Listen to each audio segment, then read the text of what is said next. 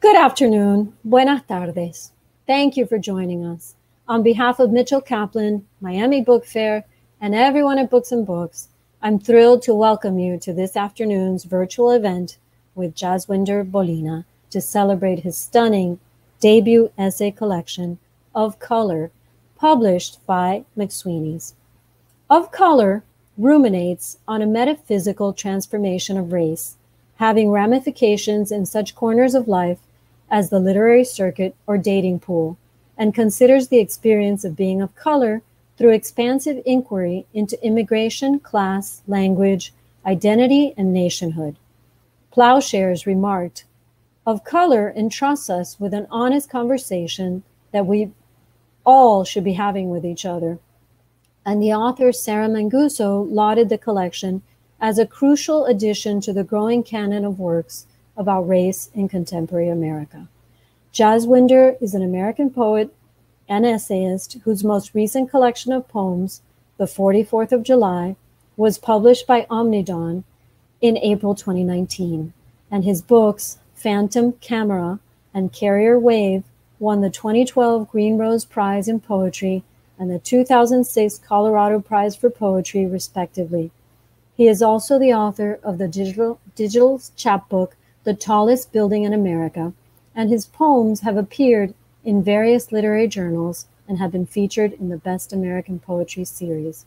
He currently teaches on the faculty of the MFA program in creative writing at the University of Miami, and before the pandemic, he used to hang out daily at the Cafe of Books and Books in Coral Gables. I would run into him there every day.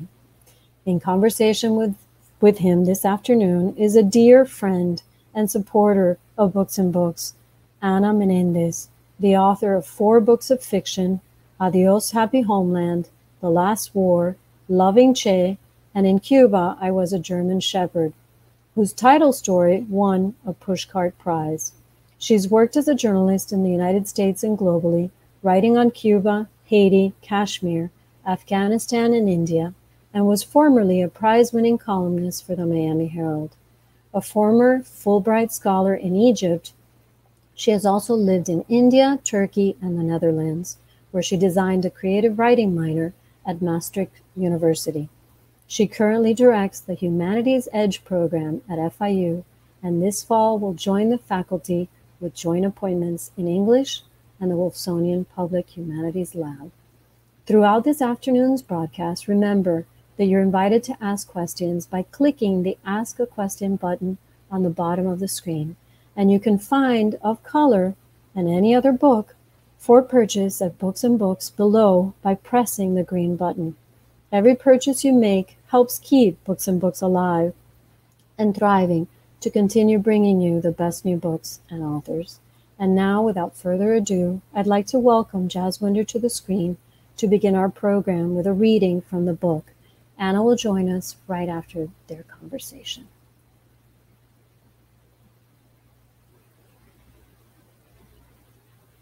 Hello, everybody.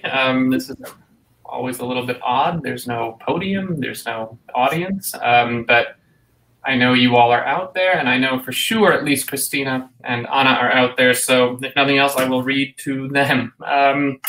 Thank you to both of them. Thank you especially to Anna for agreeing to join me in conversation about this book, and also, of course, to Books and Books, where, yes, vast portions of this book were written, and my book of poems as well. So I am something of a fixture in that cafe, or at least I used to be. And then we had a baby, and it's a little hard to get out.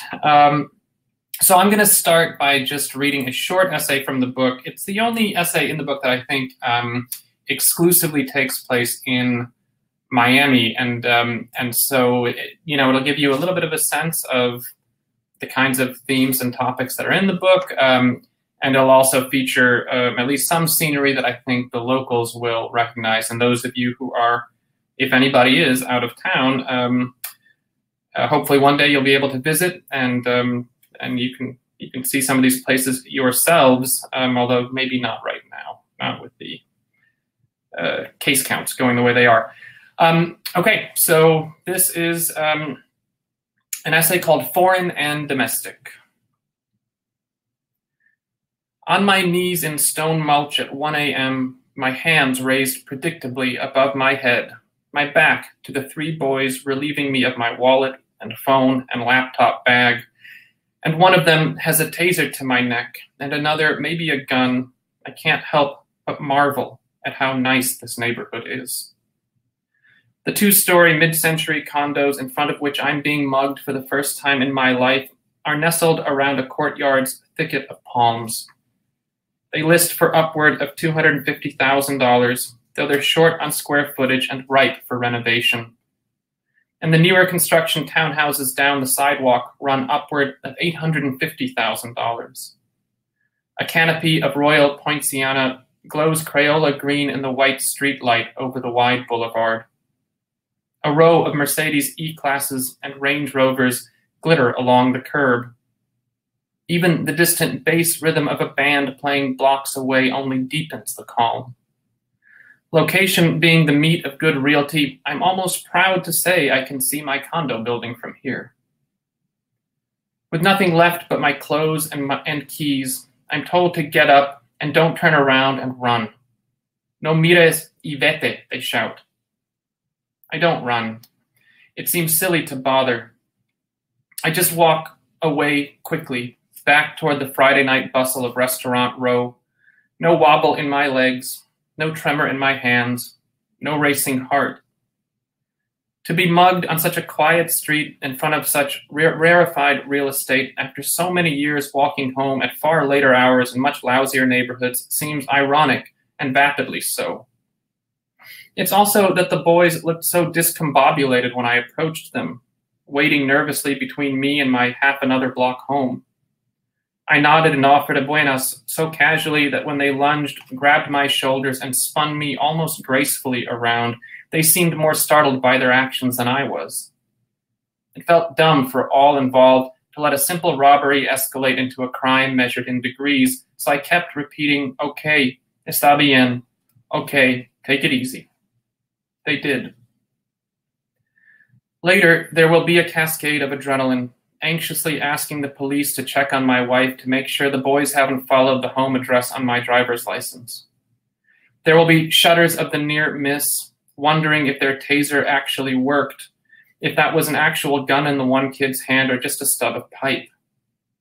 I will second-guess myself for months, thinking I should have turned around instead of carrying brazenly onward and saying hello to some boys leaning awkwardly against a busted-up, out-of-place Hyundai at 1 a.m. Later, the police will ask what they looked like, and I'll have to answer, my height, skinny, black hair, brown skin, jeans and hoodies, young, maybe 18 or 20. I'll learn that they had driven all over town looking for easy marks and in desperation even robbed a couple of women strolling home from a dinner out.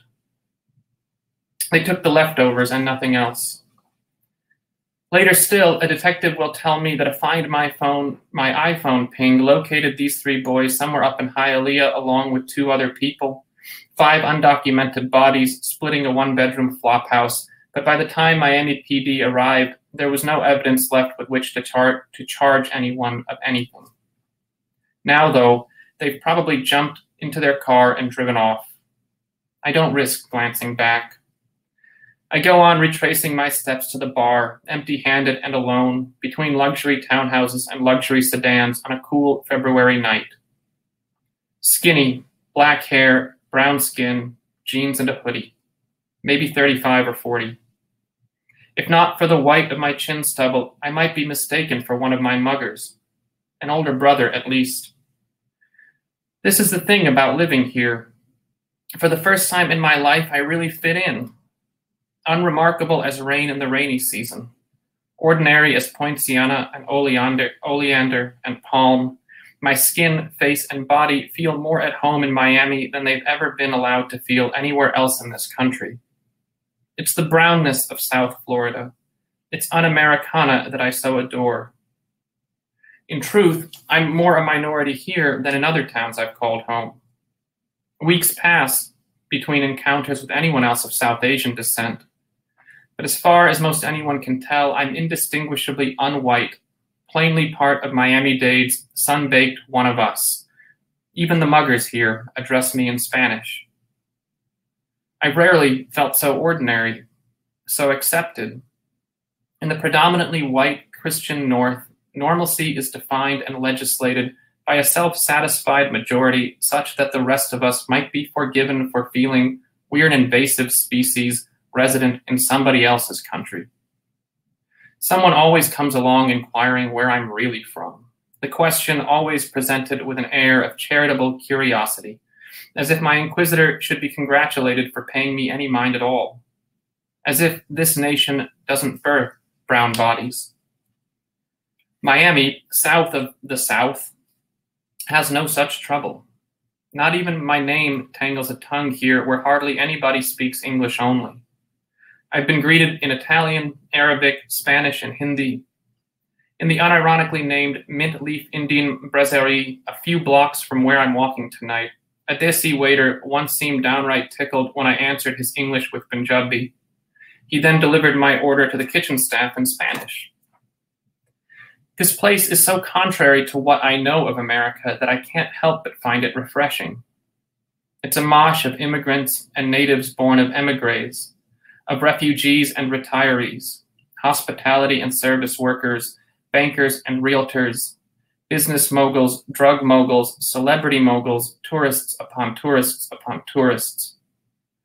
For all its diversity and cosmopolitanism, all its exploitative development and growth, all its gaudy luxury and catastrophic poverty, all its sinister inequalities of wealth and opportunity, all of it doomed by certainties of climate change and rising seas, living here can feel like living in the hot, crowded, hyper-capitalist, globalized future.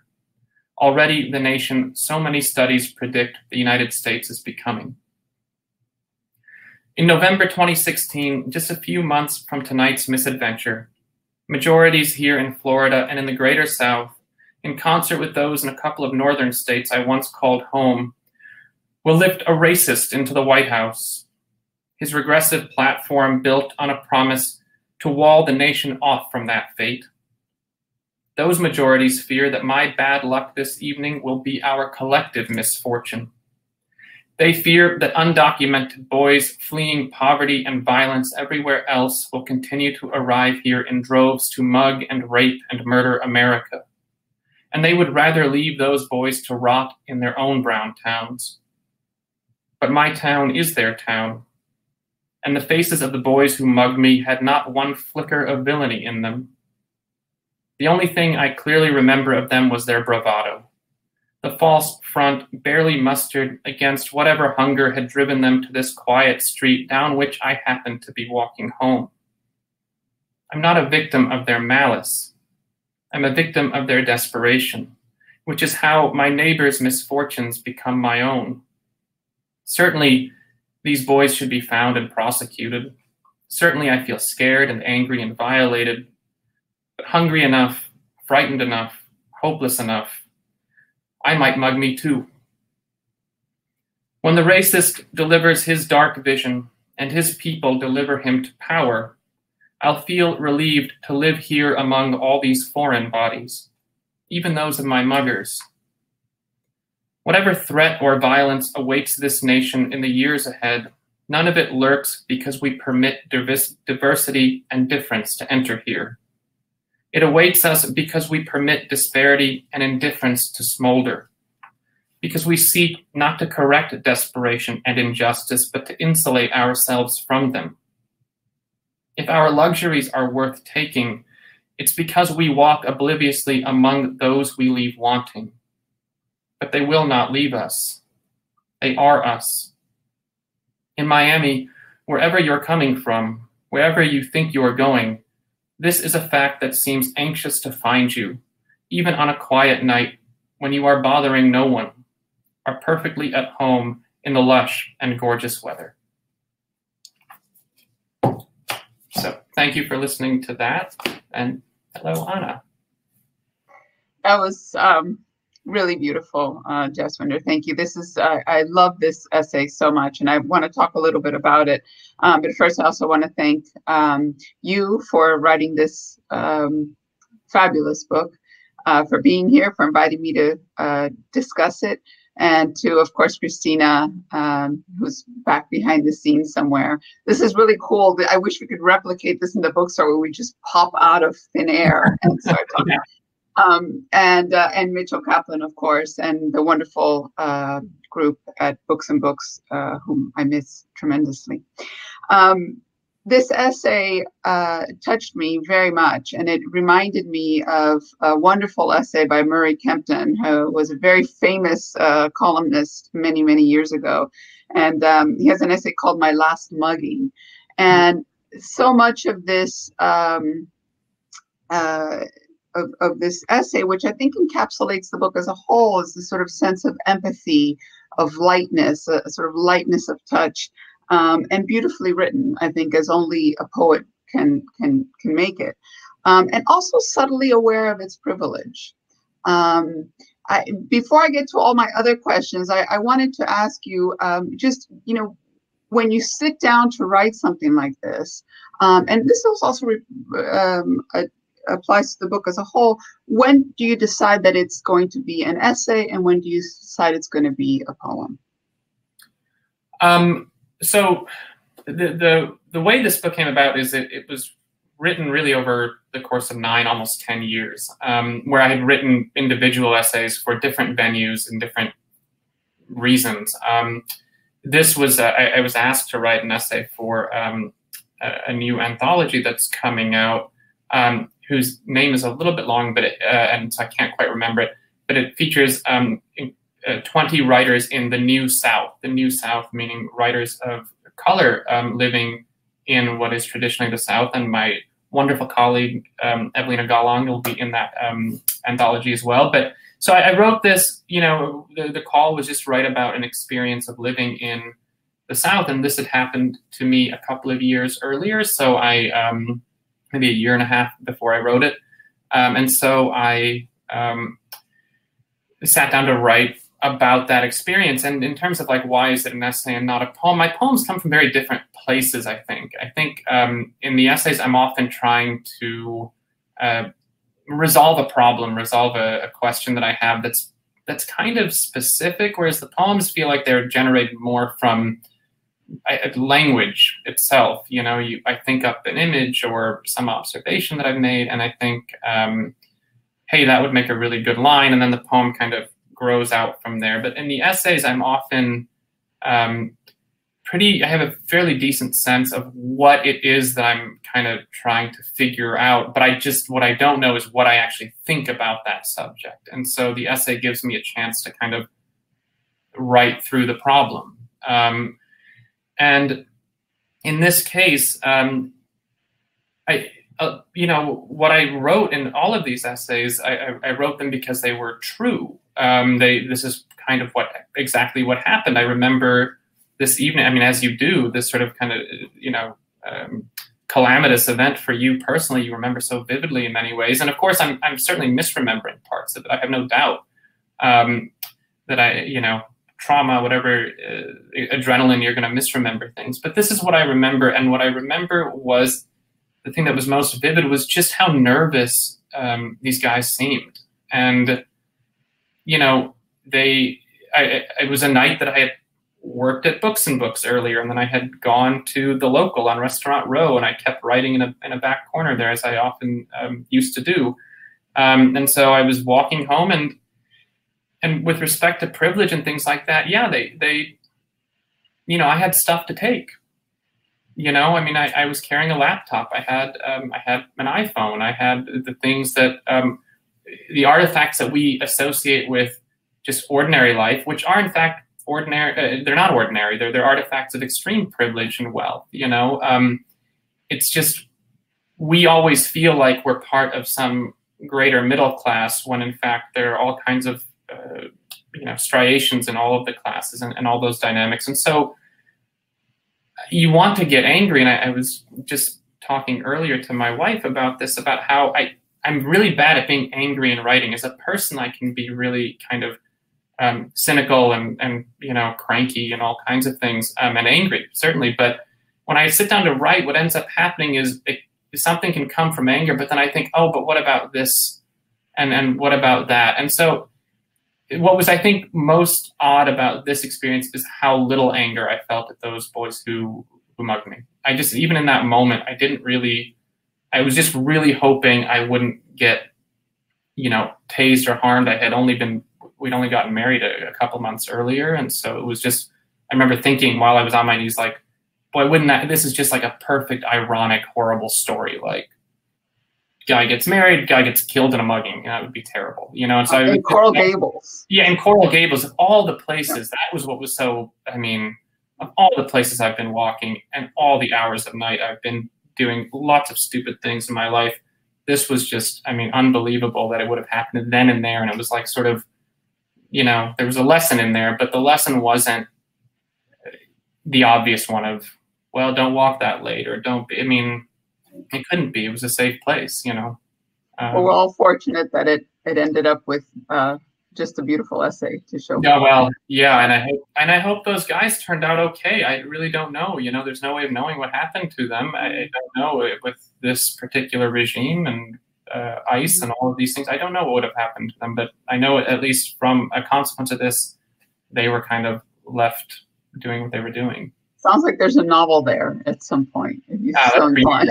That's for you to write, or somebody else to write. We spoke a little bit about relative privilege and privilege, and I think one of the things that really spoke to me about this book, as a first-generation daughter of immigrants myself, is these variations of privilege that we have, right?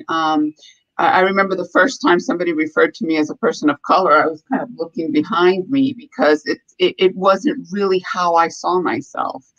And the privilege that I grew up with, it was marked, by, certain educational opportunities and financial opportunities and so forth. And there's so much of it. There's so much of that acknowledgement in here.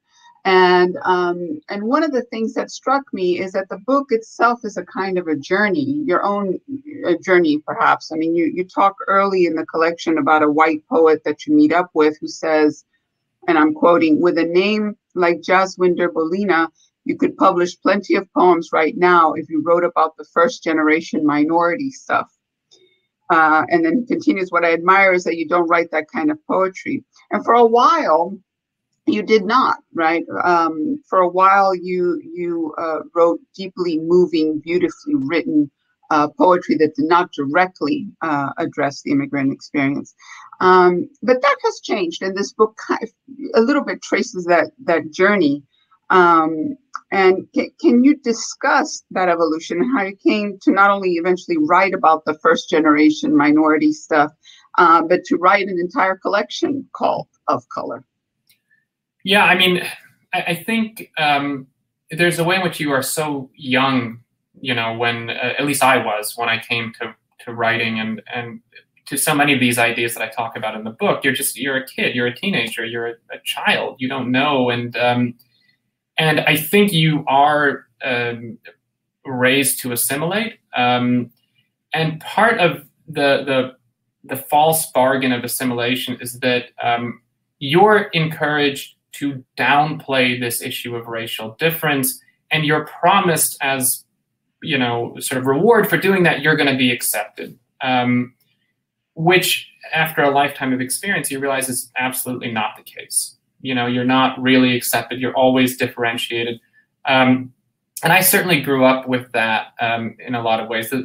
My privilege was an artifact of my parents working very hard. My parents were very much working people. We didn't come from money, or we weren't part of an immigrant group that came over with advanced degrees or anything like that. My father hadn't gone to college, neither had my mother. And so they worked, and they worked hard, and they were successful, and they provided me a lot of opportunities, largely educational, but in a lot of other ways too.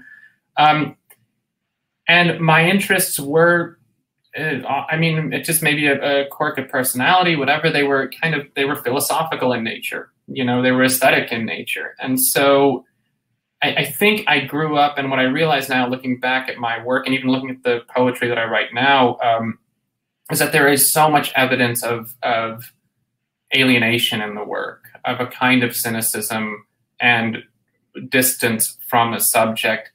And it's only as I've gotten to this point in my life that I look at that and it's so evident to me that it's there. Like even in the poems I'm working now, I'm like, man, why would anybody want to read this? This is so kind of dark in some ways. But the way that it expressed itself was not from a kind of confessional impulse, as we call it in poetry, a poetry that is going to say, here are all the things that happened to me and here's how they happen or what they mean to me. I kind of was doing a lot of other different kinds of abstraction, surrealist poetry and kind of language games and things like that.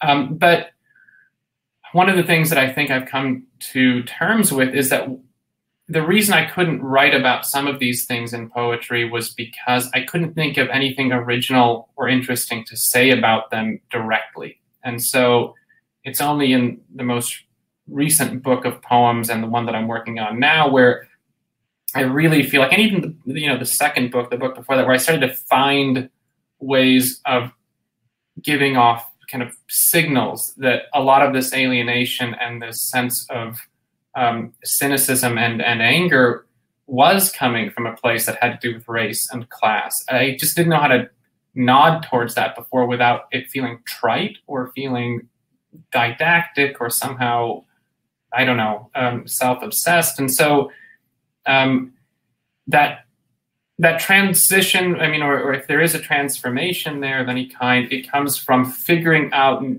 just new tricks to play with words. And that's what poets do. We play games with words and finding a different way of kind of articulating something that I didn't have a means of articulating previously. And as far as essays, how I came to write an entire book of essays called Of Color, I didn't know it was going to be called that until late last year while we were going through edits. And I just thought, boy, this phrase just keeps showing up in so many of these essays that what if we just called the book that? And my amazing, wonderful editor, Daniel Levin Becker at McSweeney's, and the managing editor there, Amanda Yulee, they both agreed. They thought it was good. And so we went with it. And my only, my great regret forever will be that the book was written and finished when it was, and then everything, all of this stuff happened. The coronavirus, the lockdown, the way in which that is absolutely harming people of color and people without privilege, so much worse than it's harming, well-off people and white people. And then, of course, Breonna Taylor and George Floyd, whose names get added to a very long and horrible list. And all of the sort of reaction to that, it is strange. I was writing a book that was negotiating my own difficulty with race growing up here, and then it came out into a moment when, rightly and long overdue, the anger and frustrations with race and class in this country are finally kind of finding an incredibly broad public voice. So I'm glad that that's happening, and I hope to be an advocate and an ally in every way I can. But my one great regret is that, I don't have, maybe I'll write about that later, But the book, even though, of course, the book was written and published before, it is in dialogue with the moment in ways that I found very poignant reading it. And I can't wait to read it again as a book, which I'm going to buy at Books and Books, because I have, of course, the electronic galleys. But it is very much in dialogue with the moment. And it has so many poignant moments of just what you said earlier about how the promise to a lot of immigrants is if you assimilate, we'll leave you alone. You'll become one of us, right? It's patriarchy rewarding its good daughters, right? It's the same idea. And then there's a moment in all our lives when that just, the lie is exposed. And there are little moments in these essays that are very subtly done, but that you can see them, when the little girl comes up to you on the bike and says, "Are you a Gandhi or a Hindu?" Right? When you realize that moment where you realize that doctorate is not going to you know, they don't care about it. The day after 9/11, when you shaved off your beard, right? There's all these really poignant moments, I think, in this collection where it is very much, I think, in dialogue with this moment. And it brings me to mind of this other question, which is a question I usually really hate when people ask me this question of what your audience is. But because, you know, this is nonfiction, and because I think there is such an intimate voice in this collection, I wondered if, you know, there is someone or some group that you are writing to that you imagine hearing what you're saying. Yeah, I mean, that is always hard, right? Especially when you write separate essays over a long period of time. You know, the audience is always different, and I've gotten this question many times, and like yourself, I think the reason writers are so uncomfortable with it is because the answer is such a dissatisfyingly nebulous one, right? Like, you wish you could say that, well, I was picturing my grandmother in all these essays, and I think there are some writers who really do work that way and think that way.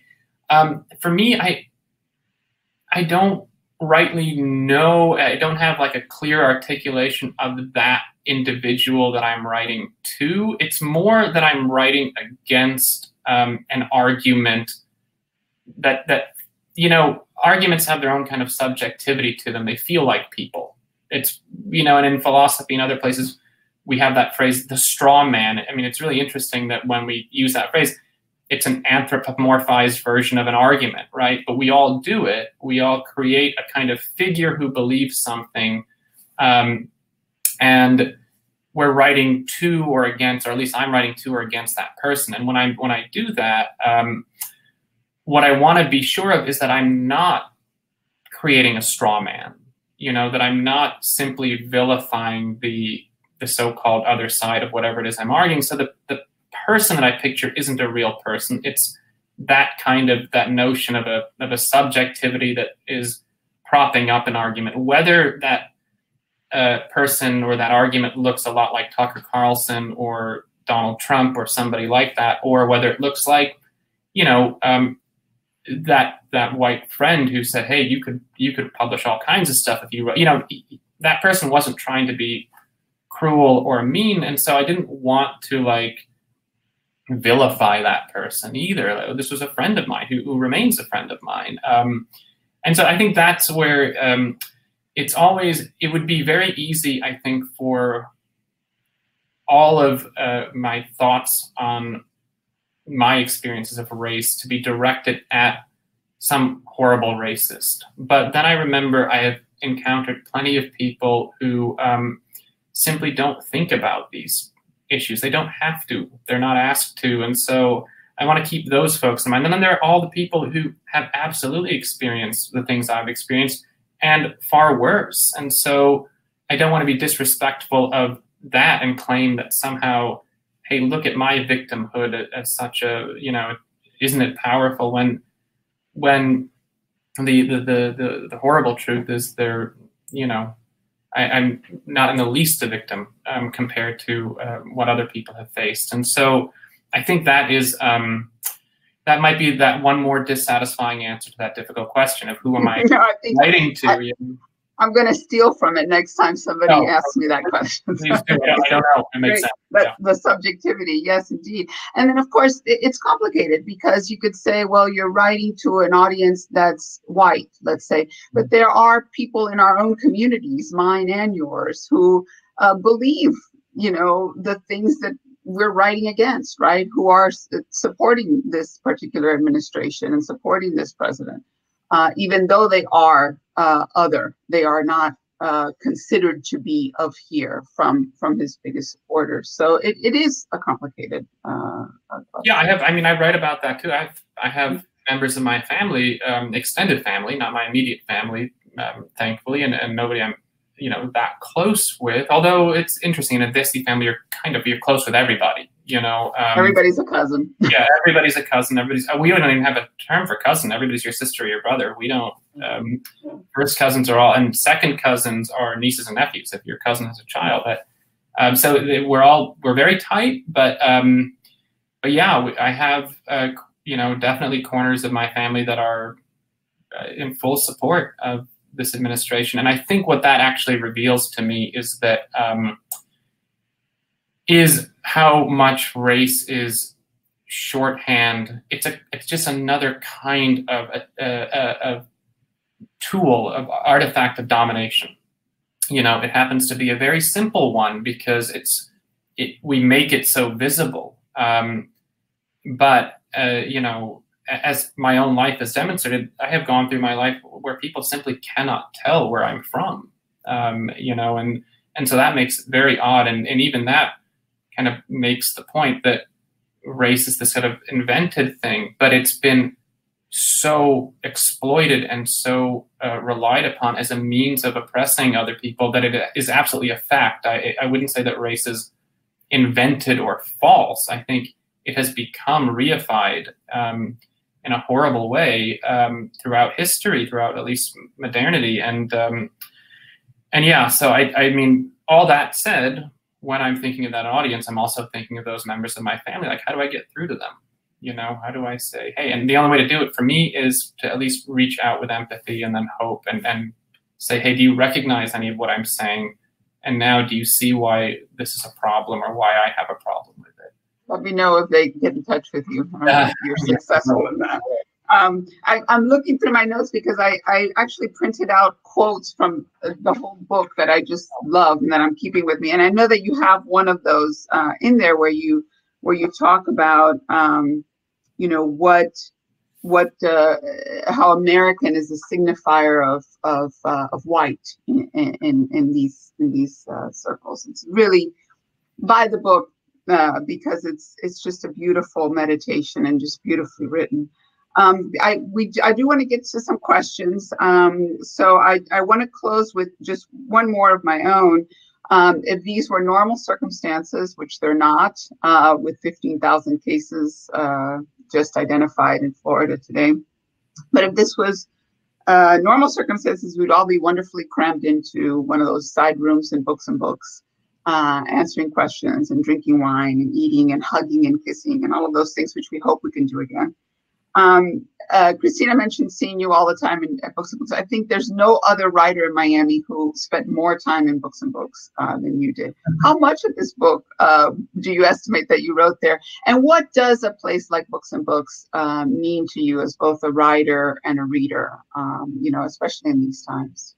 Yeah, and I mean, Mitchell and Rochelle are absolutely friends. I mean, they're if you need a realtor, find Rochelle Kaplan. She's wonderful. But yeah, that space was, I remember when I came down here for my campus visit and interview when I was, you know, hoping to be hired at UM, Evelina took me over to Books and Books, and I thought, boy, I've spent, up until I moved here, I'd spent a lot of hours in cafes. And then when the cafe closed, I'd find some quiet bar that I would continue to write. And I was single. I didn't have any reason to go home and go right to bed. And so I would just write as late as I could kind of keep going. And cafes were great. But in Chicago, in Ann Arbor, in Massachusetts, where I lived, in Cambridge, you had cafes and then you had bookshops. Books and Books is this kind of miracle where it was like they're both in the same place. There's food, there's live music, there's readings, there are, I mean, all of it. And so I eventually, my second year living here, I moved, walking distance basically. And I walked around Coral Gables looking for a new coffee shop to go to. And I just started to go to Books and Books. And I remember Irving would greet me at the door and offer me a menu and a table. And I always felt like maybe I should go. But then they were always so nice to me and sort of said, no, we'll get you another cappuccino. Like, you're okay over there. If they got really crowded, I would get up and leave because I didn't want to, take up a table. But so important to me as a writer. As far as this book goes, I would say that, yeah, about half of these essays were probably at least in revision, or, at least two of them. The one I just read was definitely written at Books and Books in bulk. my hours there have diminished recently. We have an almost 2-year-old at home, and so I don't get out as much as I used to. But beyond that, just I miss going there. I miss the community. I miss having these events and seeing everyone. But we keep it afloat here, and hopefully in a few months things will be better and we'll be able to reunite there. But yes, let's hope so. It is lovely to be able to do this virtually. So that is it's a gift of sorts in itself. We do have some questions already queuing up, so I want to make sure that we answer them before I ask more, because I could talk all afternoon with you about this book, but let's give other people a chance. Jean Rosenberg says, you have a manual typewriter on your desk. Do you ever use it? Oh, yeah. I can't tell how much everybody can see. This is my office on campus. I came here because the internet a little more stable. I used to use it. It's a Royal. I bought it in a like, I guess kind of a weird secondhand consignment shop in Ann Arbor on State Street in Ann Arbor, Michigan. And this was before I'd ever seen Antiques Roadshow or anything like that. I had no idea of anything being valuable. I just walked in, I saw it, I thought it was cool. So I bought it, and I remember in grad school in my MFA, I used to try to write on it, but all those lessons in typing, utterly useless on a Royal. My pinky fingers are not strong enough to type on a Royal, and it's from 1945. And so I was back to doing this, and then of course the great limitation of the typewriter is when you want to revise a poem, especially having to move everything around. It just got easier on the computer. So I don't use it very often. I would like to get some new ribbon for it, and maybe at least use it to write postcards and letters to people, if nothing else. That's fabulous. Yeah, you literally had to cut and paste with typewriters. You did, or it would just be covered in ink and That's right. Yeah. White out. Yeah, those were fun times. Evelina Galang has a shout out, says thank you, and good question. So thank you, Evelina, for tuning in. Jean has another question, which is, do you think the atmosphere in the U.S. will change when within the coming decades we become a minority majority nation?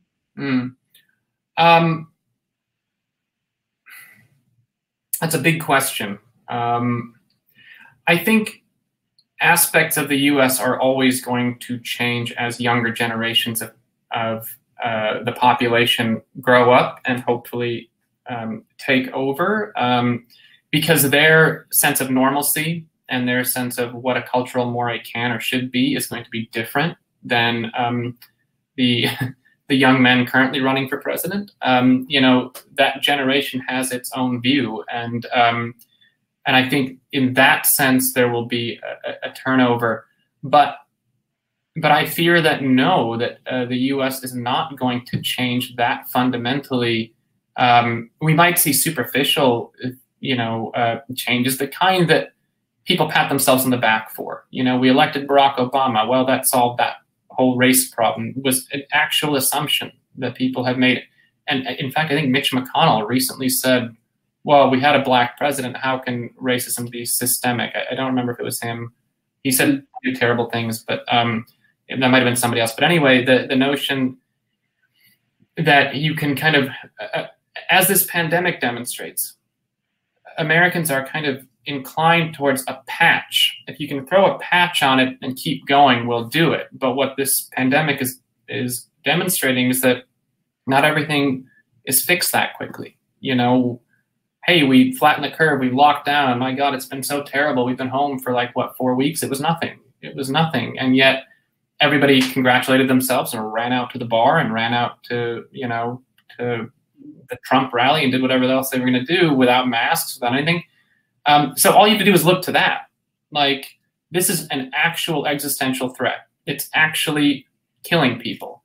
It's actually debilitating people potentially for the rest of their lives. Being on a respirator is not something that I want to ever experience, and its consequences are long-term. And it seems like even minor things from this vaccine can linger for years. And yet, even so, there are vast swaths of this country that are completely resistant to doing much of anything to limit its growth. So that's one really discrete and obvious glaring problem, and we cannot rise to it. So when it comes to things like race, I think my fear is that the structures that exist in terms of wealth, privilege, capitalist power, political power, they're so potent that they risk indoctrinating different groups straight into the existing hierarchies while never actually improving things for people. Flint still doesn't have clean drinking water. I mean, you know, and so I want to be hopeful, and this book has been described as optimistic and hopeful, and I worry that it's not angry enough. That's just not part of my, you know, the way that I write. But it is a hopeful book, I think. I mean, it ends on, I wouldn't say hopeful in a simplistic way, but it does end on a, I guess the word that is more describes than hopeful is an appreciation of the complexity of the moment, but also a willingness to hope, a willingness to work towards a different outcome. And I think a lot of that I mean, I don't know if it does, but you know, in that last piece that you write, there is a meditation on fatherhood. And I wonder, you know, how much of that speaks to this sense of, well, you know, we have to understand the moment and try to work within it to make it better. Yeah, and I think that's my optimistic side answer to that question. Like, I do think it will change, but I think it takes a lot of work, you know, and I am an optimist. I find myself often saying I don't have a lot of optimism with respect to individuals.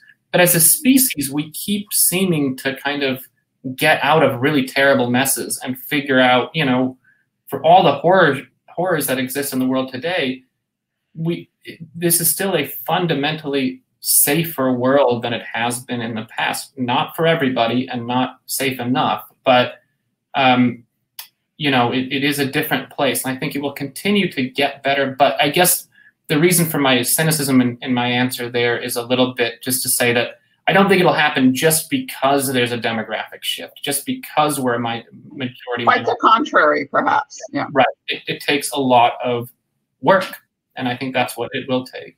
Yeah. In some ways, you could argue that the backlash is fueled by the rising number of minorities. You know, that's a whole other discussion. You know, a whole other thing to consider. Our good friend Patricia Engel asks. She says, congratulations, Jaswinder. Can you tell us about your next project or what you're working on now? Yeah, so right now I'm focused on a poetry manuscript that does not have a title. It has like 3 different titles, and I don't know which one I'm going to go with, maybe all 3. But that's after, you will know this more than I will, but this was brutal. The editorial process over like a course of a year. Daniel was an amazing collaborator, but holy smokes, like when they said we want to publish this book, I thought, oh, they like me, everything's good.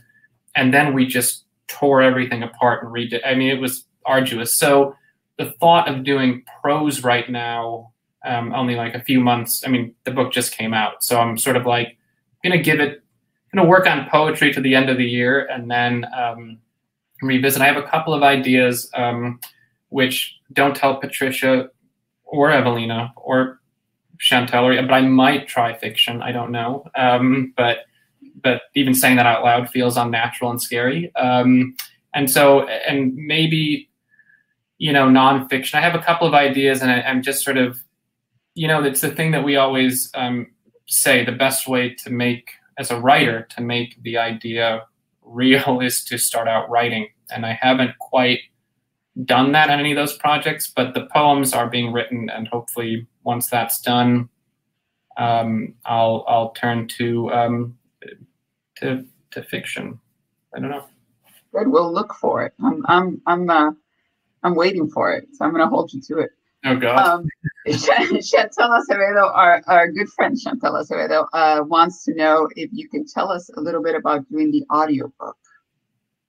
Oh yeah, I flew up to Connecticut, this little town, and yeah, I had to sit in a in a soundproof booth and read my entire book out loud repeatedly. It was a kind of torture, you know, but the guy that I worked with was wonderful. And so that was a really good experience. It's the whole Tantor media put it out, and it was just a good experience in all of those ways. But there was also something very weird about sitting in a soundproof booth, reading your own writing for hours on end. Did you revise as you were reading? So everything that I was reading now, I was like, I could have put this sentence here and done. Yeah. So that's, I think, part of the weirdest part. Is as a writer, you're always rewriting, you know. So that was an odd experience, but it was cool. I got to do the whole, like, you know, with the microphone with the little thing, the little circle that's in front of it, I guess, to prevent you from making weird noises with the headset. So I felt, you know, it's the closest I'll ever be to like being like Beyonce in the studio or something, like literally not even remotely close to that, but as close as I'll ever get, you know. So that was fun, and it's neat to have like this artifact. It's like 2 CDs, and of course, like, you can download the audiobook from Audible and all these other places, but they sent me the CD, so that might be one of the coolest things to come from this, is that, like, I, Jaswinder Bolina, who cannot sing to save my life, has a double album record out. That's fabulous that they let you do the recording yourself, and it's a great thing to pass on to your. No, that was it. They offered to have an actor do it, which I kind of preferred, but my wife, my wonderful, amazing wife, said, no, you have to go read this yourself. It's for, you know, for Taryn. So I thought, she's right, and whatever comes next or down the road, you know, he'll always have that. So I thought that was good. I'm wondering, Jaswinder, if you, while you were writing this book, if you learned anything about writing, if you or relearned something that you think you'll take back into the classroom. Yeah, I mean, it's the thing that this writing nonfiction really hammered home and continues to hammer home is that I cannot, and I would strongly advise anybody, unless you're doing an op-ed, like that's a whole other genre. But if you're writing nonfiction or fiction or certainly poetry, you can't know your argument before you write. Like, that's the thing that I just kept learning, is I kept thinking that I believed something, and then I'd sit down to write it and realize that doesn't hold up. It makes some sense, but it doesn't really hold up. And so we all do this as young writers. I mean, it doesn't have to do with age. I just mean early in your writing life. I think you have to have the whole idea plotted out before you write whatever it is, the poem, the essay.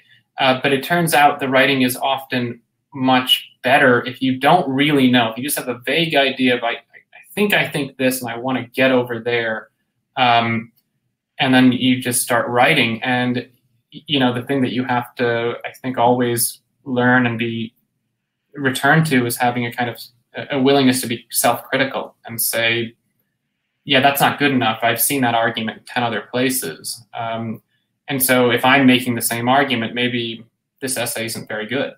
You know, it's the same thing that somebody else has already said. A ditto with a poem. So it's the thing that I'm always reminded of, and especially, this is actually maybe a really perfect evidence of this, is that I didn't know what the title was going to be. I didn't know which essays were going to be in it. I wrote 3 essays for the book itself, you know, in the process of editing, and I didn't know what the cover would look like. I didn't know what it'd be called. I didn't know that it was going to be hardcover, and McSweeney's would do such an amazing. I mean, I figured they would do an amazing job with it, but I didn't know they would want to publish it. I just didn't daydream the end result. I just kind of tried to stay in the writing the entire time. And I do that with my poems too. It's just the one poem. Hopefully it turns into a book, and we'll see, you know. That's great advice. I can't tell you how many times, even with op-eds, that when I was a columnist, that I'd set out to write one thing, and then as I reported it, I'd be like, nah, you know, I was wrong. That's, you know, and there is that necessary will. I think as a citizen also, necessary willingness to seek out more information and be wrong. I think that's missing from our our dialogues. Absolutely. Yeah. There's another question here about if you have any outstanding pandemic reads to recommend. Pandemic reads? Oh, like books to be reading? Yeah, to be read during this moment. Well, I will come absolutely clean and say that finding time to read without childcare and a 22-month-old and a job and trying to write and launch a book, I have not had a lot of time to read myself. Like, that's the absolute truth. It's like read an article here, an essay there, read books of poetry are great because you can jump around. You can grab one, a book and read it. And in that sense, I have like 7 or 8 books that are just sitting on my shelf that I'm constantly kind of grabbing and putting back. I love Darrell Weir's collected poems that I read. I have a whole list of nonfiction that, I would like to be reading. At the top of that list is Minor Feelings by Kathy Park Hong, which I've read parts of, like jumping around. And she's one of my absolute heroes. And as a writer, she's just so, just an incredible mind. And those essays are so good. And so, so if you haven't read Minor Feelings and you're interested in this book, certainly that's a book to pick up and read before or after or whenever, I'm finding that even books that I've been rereading during this time, and I also found it hard to find time to read, but I'm reading also for a class that I'm preparing. And I found just strange resonances with our time. I reread Ruth Behar's Lucky Broken Girl because we had an event with her. And I found so much, that feeling of not being able to leave the house. In her case, she's in a body cast. And I'm also rereading Exit West now. And there's also that feeling, when the war comes and having to stock up and not be able to leave the house. Yeah, and it all resonates. One reads differently, I think, in times like this. The book that I think I'm going to be teaching in my undergrad class at UM in the fall, I think I'm going to be teaching Einstein's Dreams, and I'm really looking forward to going back to that because, God, imagine that in the context of a pandemic, and like a lockdown where time keeps shifting, and that's what it feels like. I mean, the days like drag on, but then suddenly it's July, and I feel like it wasn't just March, and such a strange thing. So it'll be interesting. Yeah, I might do that one too, because I'm teaching writing across borders, but there are borders of time too, which I think we've all been caught up in. I'll bring you in as a guest to my students. You can talk about the book. Likewise. We are almost out of time. I think we had until 5 o'clock. I don't see any more comments or questions, and Christina has just popped in out of the ether. What a great conversation. Oh my gosh. Congratulations. It was really fun. Jaswinder, such a great book. No, I'm so glad that you agreed to talk to me. I love your work. Please read Ana Menéndez while you're sensational. But there is something, I wish I could, like, you were in the next room, I could go up, like you said, and hug you and kiss you. And we could say, okay, let's move into the next room and do the autographing. But, there is human resilience. And the fact that we're here in this kind of virtual bookshop, says a lot. And I just want to tell you, Jaswinder, that we have decided that there will be a table in the cafe that will always be there for you, and we're actually going to name it the Jaswinder Bolina table. You're joking. And free coffee for him. Well, I don't know about free coffee, but the table definitely. Well, that is very kind. It's wonderful to know that so many great, friends are out there. Patricia and Evelina and Chantal and Maureen Seaton is out there, and I know Mitchell is watching and sends all his love. So. Thank you so much. Thank you to all of you. Order the book, press the green button, order the book, and thank you. And until we see each other again at Books and Books, all my love to you. Stay safe and well. You all too. My thanks to both of you and to everyone out there. Thank you so much. Stay safe. Bye.